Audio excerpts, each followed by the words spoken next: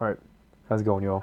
My name is Noah, and I'm here to talk to you about why we need to use sustainable building systems in construction. Sustainable building systems uh, include anything related to solar energy coming from the sun, wind energy from the wind, obviously, hydroelectricity, as in using building a dam, then using the water flowing through it to turn turbines in order to create electricity, gray water systems that collect water that is being used in the bathrooms of a home or an office space or any building, and collect it back into the water system, filter it, and then be able to use it again, such as from the hose outside to water a yard or to wash off your car.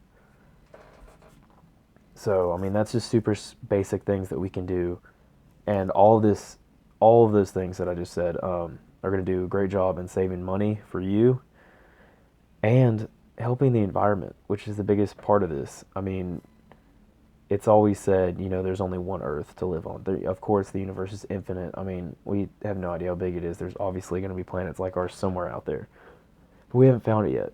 And we only have this one Earth, and we need to take care of it. And I tried to have that mindset in writing this paper. So, for examples of using the sun as a means of energy, the biggest one that I think is the most useful is solar thermal heating units. So it's basically a set of panels you put on your roof. It has a specialized black colored coating in it that's specifically engineered to harness as much solar energy as possible. And then under these panels is copper tubing, which is standard with most wiring or water systems. And what it does is, as water's running through those pipes under there, it's heating up the panels, which then heats up the whole panel as a whole and the whole system, which then heats your water for you so that you don't have to use electricity or natural gas to heat in a water heater to heat up your water for anything from cooking to taking a shower. That alone is going to save you a ton of money in water usage bills and and take a lot less of a toll on your cities or general areas water usage. So, and then plus you're just using the sun. You don't have to pay for that. You only have to pay for the installation.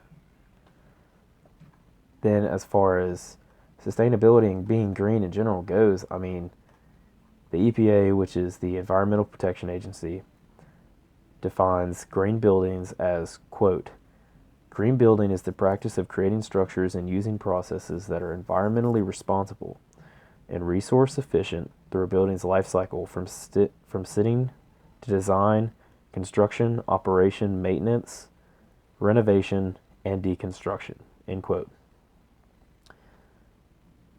So that makes sense for a building to be green and sustainable throughout its livelihood. I mean, it shouldn't just be it was built sustainably, because construction is not sustainable. Any construction site's dirty. There's just trash everywhere, random pieces of wood that aren't used because things have to be resized and everything on site for rough framing. And I think that we could change that with sustainable building systems and having a sustainable mindset and using guidelines that the EPA suggests. And we can work between the biggest construction firms in the country and the EPA in order to do that. So by doing that, by using these sustainable building systems, incorporating them into new buildings, new housing, new apartments, all of that, it not only saves the consumer, which is us, money in the long run, it helps the earth out as a whole, which is the main goal here. And that's what I want to do. I mean, I'm going into construction. I want to go in there with a sustainable mindset to make a difference. I'm going to try to when I build my house, I'm going to put solar panels on it. I'm going to do solar thermal heating systems. I'm doing a gray water system. There's even things such as passive solar design.